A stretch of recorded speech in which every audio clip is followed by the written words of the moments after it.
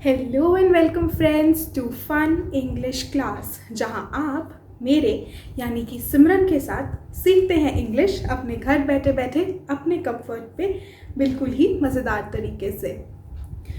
Okay friends, जब हम कोई गलती करते हैं तो शायद ज़िंदगी हमें कभी एक मौका देती है तो कभी कई मौके देती है, लेकिन इंग्लिश में गलती करना नो चांस। क्योंकि आप हमारे साथ इंग्लिश सीख ही रहे हैं। फन इंग्लिश क्लास आपके लिए लेकर आया है कुछ ऐसी नई वीडियोस जहां आप इंग्लिश सीख सकते हैं अपने घर बैठे बैठे, जो आई नो आप सीख भी रहे हैं। तो आज मैं आपके लिए कुछ ऐसे सेंटेंसेस लाई हूँ जिनमें हम जनरली इंग्लिश बोलते टाइम कुछ गड़बड़ कर देते हैं। तो आप देखिए कि इनमें से आप कौन से सेंटेंसेस में कुछ भी गड़बड़ कर रहे हैं। अगर कर रहे हैं तो उनको करेक्ट कीजिए और आगे से ये गड़बड़ ना हो, ये ध्यान रखिए। वीडियो में आगे बढ़ने से पहले आपको अगर ये वीडियो पसंद आए तो इसको ज़रूर लाइक कीजिए। अगर आपने अभी तक चैनल को सब्सक्राइब नहीं किया है तो फटाफट से सब्सक्राइब कीजिए, क्योंकि इंग्लिश तो सीखनी ही है ना आपको। बंदा अपनी गलतियों से ही सीखता है।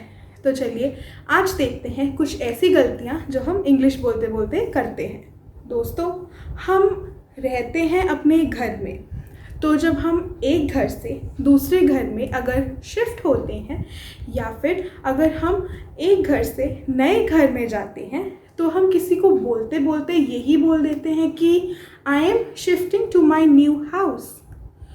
बट दोस्तों, ये गलत है। क्यों?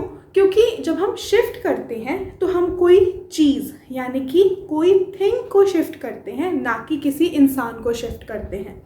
तो अगर आपको ये बताना है कि आप अपने पुराने घर से नए वाले घर पे आ गए हैं तो आप उनको कुछ ऐसे बता सकते हैं, I am moving in my new house, या फिर I am moving into my new house.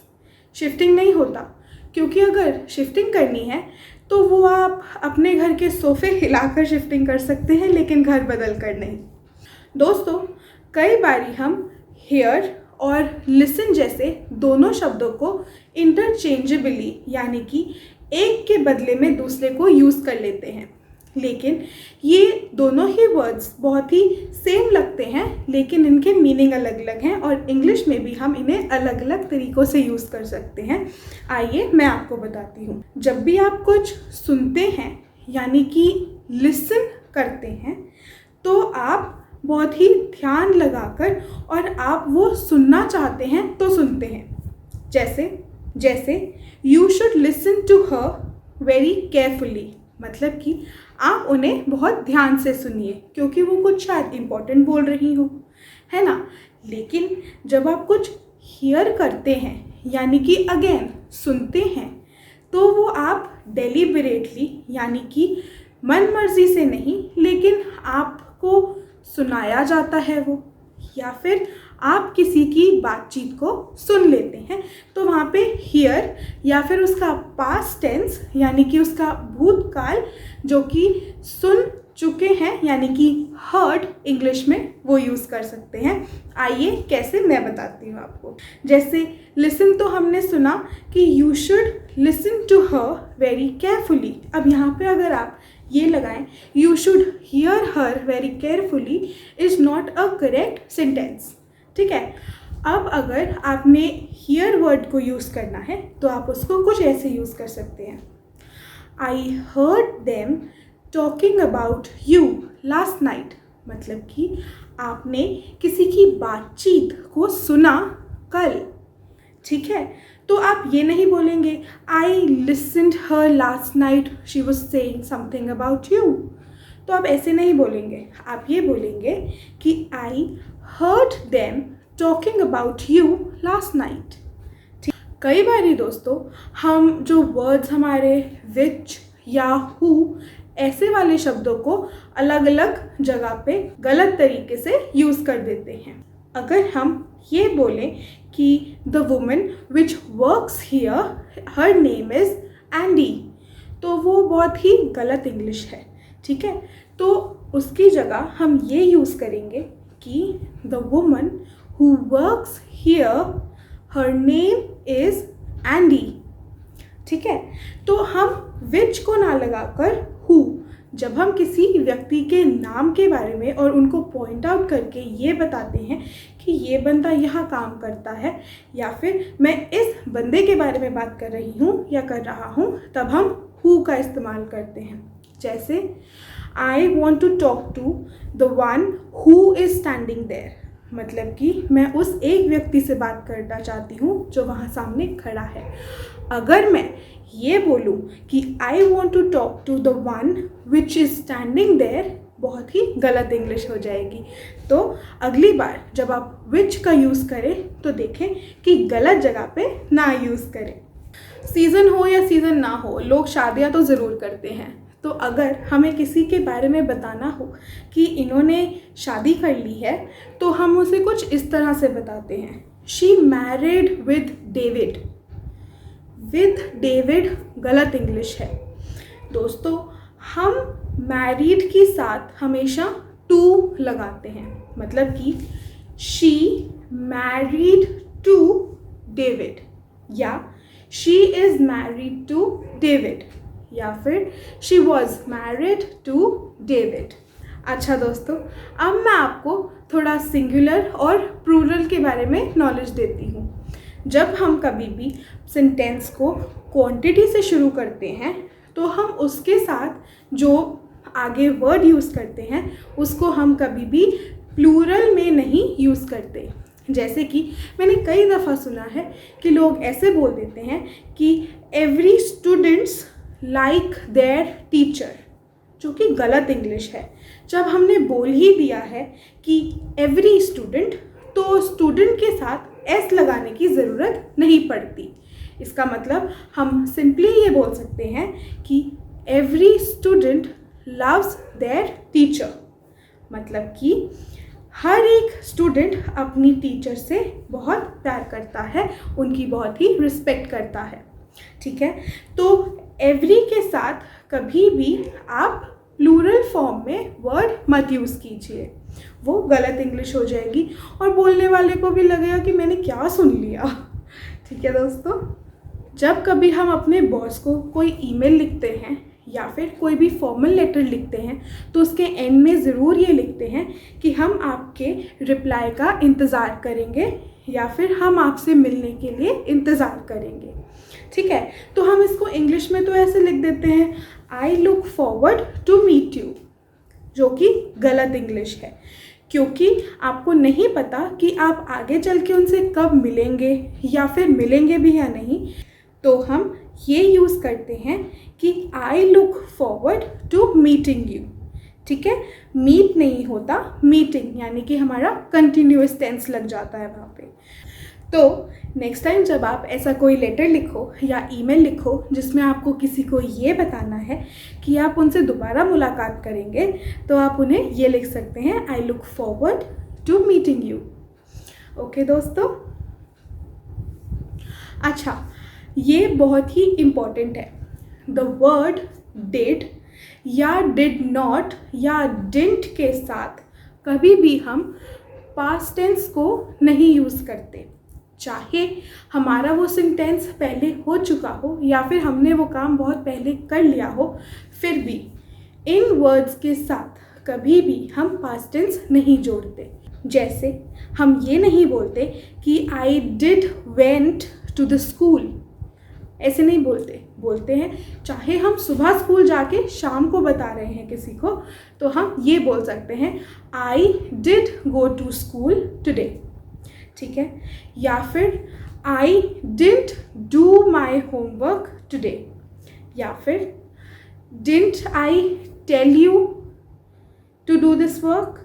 हम ये नहीं बोलते कि didn't I told you to do this work. वो डिडंट के साथ कभी भी पास्ट टेंस नहीं आता, तो आप डिडंट के साथ टोल्ड नहीं टेल बोलते हैं।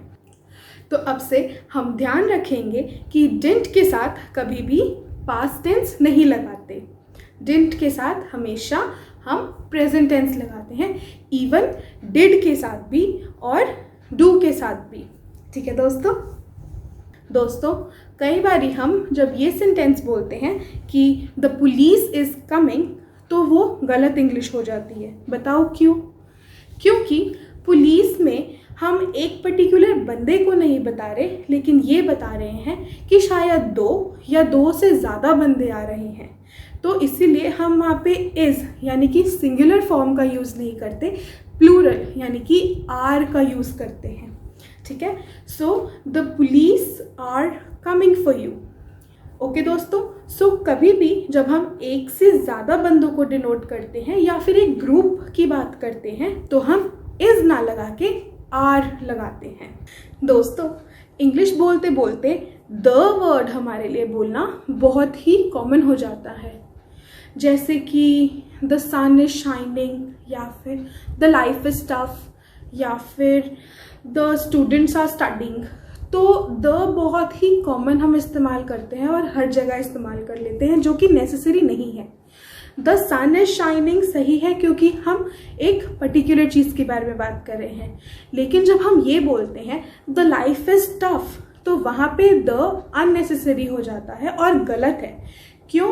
क्योंकि लाइफ एक पर्टिकुलर चीज़ नहीं है, किसी की भी लाइफ हो सकती है, कोई भी कैसी भी लाइफ हो सकती है, तो हम द लाइफ नहीं यूज़ कर सकते। तो हम सिंपली ये बोलते हैं कि लाइफ इज टफ। वैसे भी लाइफ तो ऐसी ही होती है, तो द लगाने की बिल्कुल ज़रूरत नहीं है। तो दोस्तों, जब भी हम कोई नई फिल्म देख कर आते हैं और हमें ये बताना होता है कि हम कोई एक न्यू फिल्म देख कर आए हैं, तो हम ये बोल देते हैं कि I have seen that movie. अब दोस्तों, यहाँ पे सीन वर्ड यूज़ करना गलत है। क्यों? क्योंकि आप कोई मूवी बहुत ही ध्यान से देखते हैं, आप देखना चाहते हैं तो आप देखते हैं, और वो चीज़ आप डेलिबरेटली करते हैं, है ना।